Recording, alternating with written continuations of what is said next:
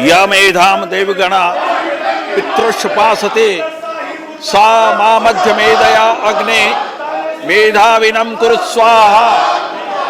जिस मेधा से हमारे पूर्वजों ने हमारी संस्कृति का उत्थान किया है, वही मेधा में खड़े माननीय सदस्यों से मेरा आग्रह है कि अपनी सीट पर जाएं, जिससे कि हम अपने और देश की संस्कृति का उत्थान कर सकें। डॉक्टर जातिया की बात के अलावा कोई और बात रिकॉर्ड पे नहीं जा रही।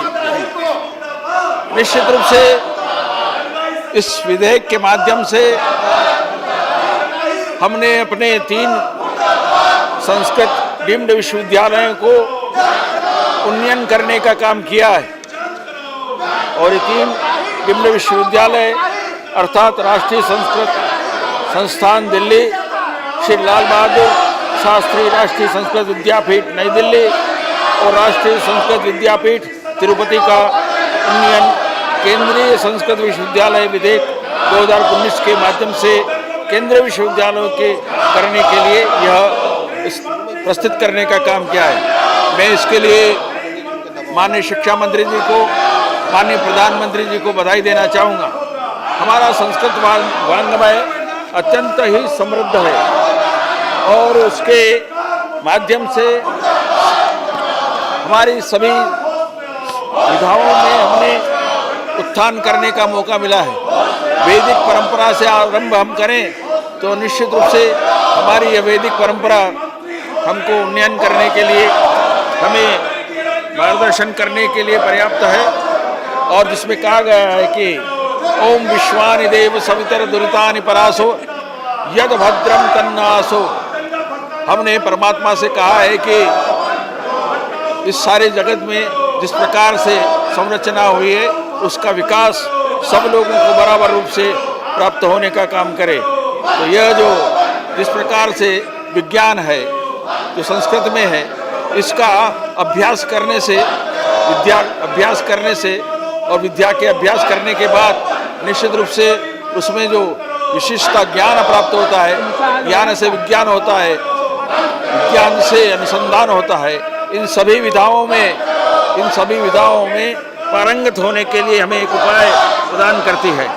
तो निश्चित रूप से हमारे यहाँ पर कहा गया है कि श्रेयः ज्ञानम अभ्यासात् ज्ञानात् ध्यानम विशिष्यते ध्यानात् कर्म फल त्याग त्यागात् शांति अनंतरम।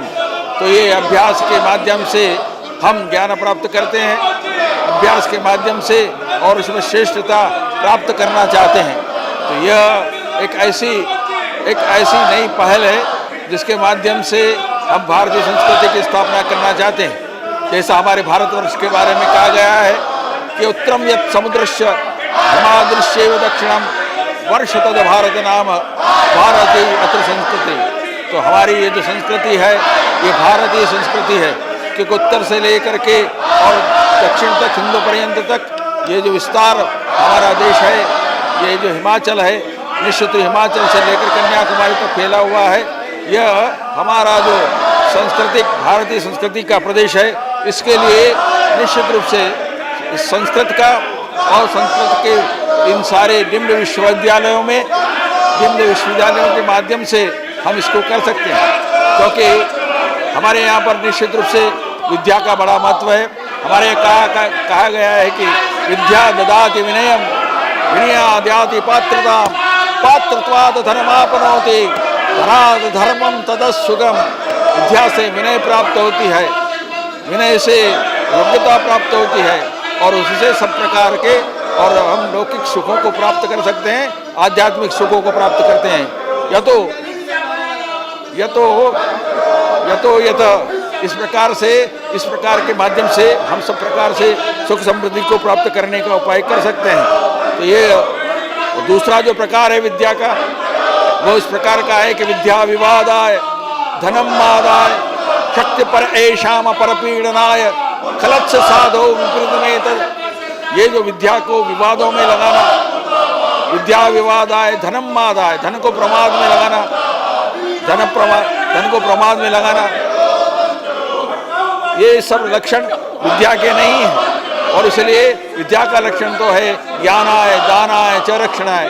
ज्ञान दान और रक्षण करने के लिए होता है। तो मैं निश्चित रूप से इस सारी बात के लिए और हमारे माननीय शिक्षा मंत्री जी को और बहुत बधाई देना चाहूँगा।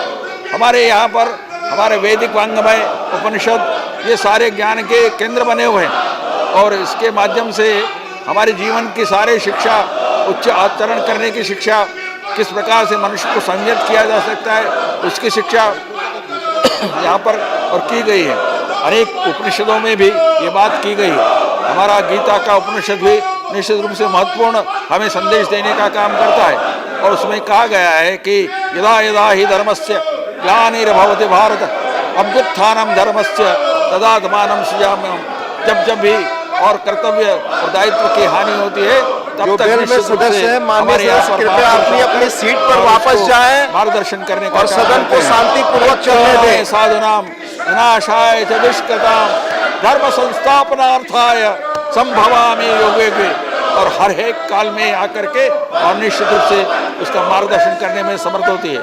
यह जो विज्ञान है हमारा आत्मिक शक्ति का विज्ञान भी है और इसलिए मनुष्य को अनेक प्रकार के कष्टों से मुक्त करने के लिए भी हमारे यहाँ कहा गया है कि ये जो सारे सांसारिक कष्ट हैं उससे भी दूर करने के उपाय हो सकते हैं और इसको उपाय करने के लिए भी कहा गया है कि न जायते म्रियते वा कदाचिन्नायाम भूत्वा भविता वा न भूय अजय नित्य शाश्वतो अयम पुराणो न हन्यते हन्यमाने शरीरे।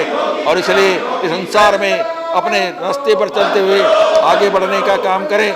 संसार की समरस्थली में धीरता धारण करो, चलते हुए निज इष्ट पथ पर संकटों से मत डरो, अति धीरता के साथ अपने कार्य में तत्पर रहो, विपत्तियों के वार सारे वीर बन करके सहो, भय बाधाएं मुक्त हो जाएगी, होगी सफलता अंत में, फिर कीर्ति फैलेगी हमारी चहुं और दिगंत में।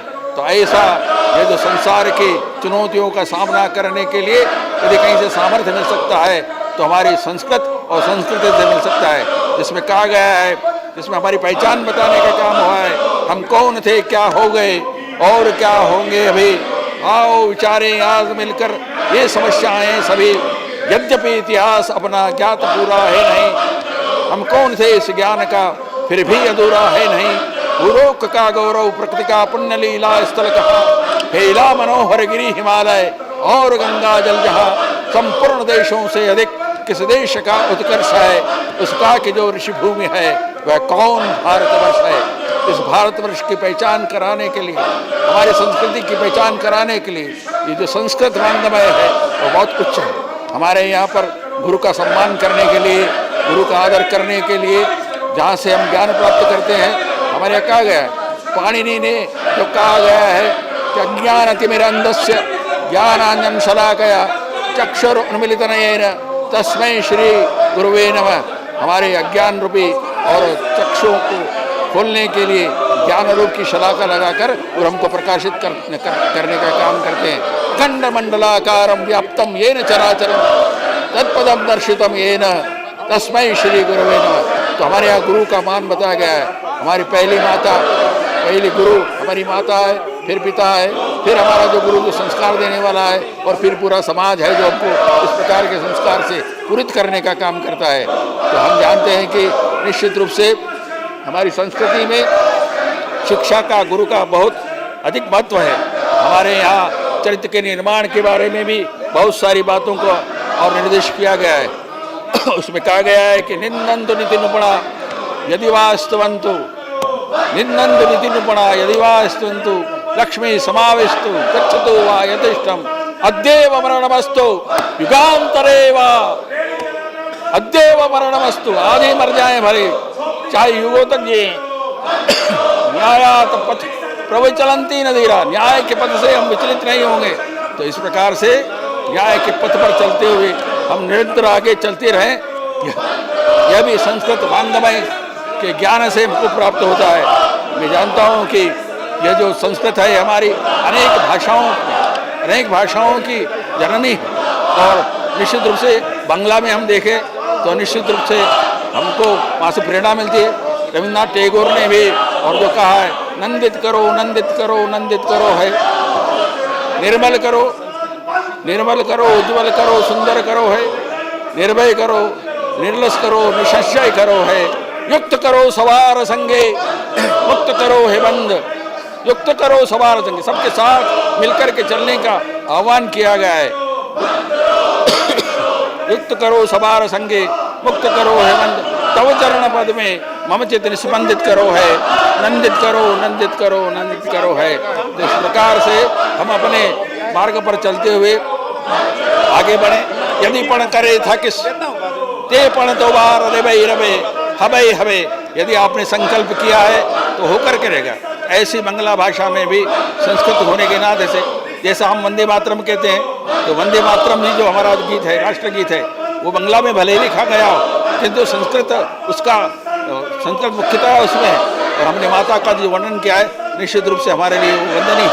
तो आज के इस प्रसंग पर जिस प्रकार से सरकार ने तीनों हमारे डीम्ड विश्वविद्यालयों को उन्नयन करने का काम किया है, केंद्रीय विश्वविद्यालयों में बदलने का काम किया है, वो निश्चित रूप से एक अनुकरणीय उपाध्याय है।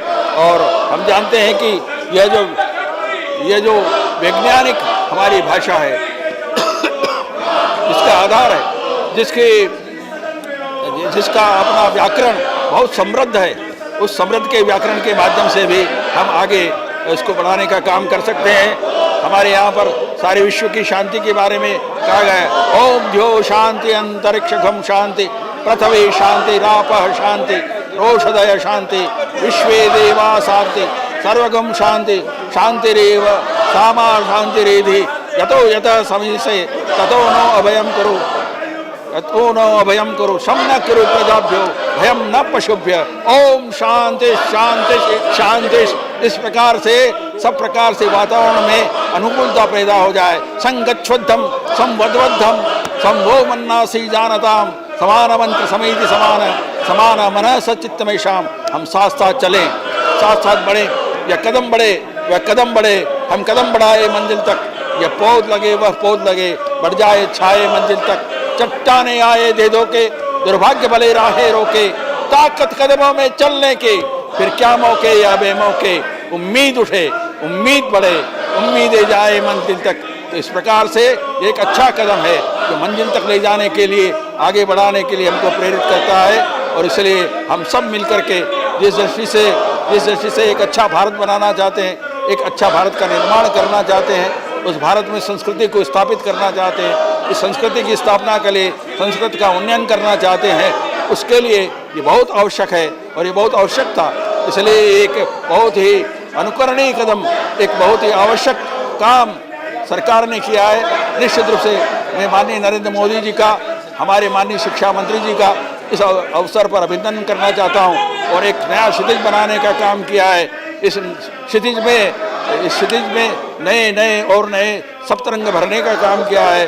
मैं निश्चित रूप से बहुत इस सारे काम के लिए सरकार का अभिनंदन करता हूँ। क्षितिज तक प्रत्येक दिशा में हम उठे नव प्राण भरने, नव सृजन की साधले हम उठे निर्माण करने, साधना के दीप हो ज्ञान का आलोक छाए, नष्ट तृष्णा के तिमिर हो धाम अपना जगमगाए। इस सरकार के कदम का मैं अभिनंदन करते हुए स्वागत करता हूं और उम्मीद करता हूं कि सदन इस सारी बात को पूरे समर्थन के साथ पारित करेगा। ओम शांति शांति शांति ही।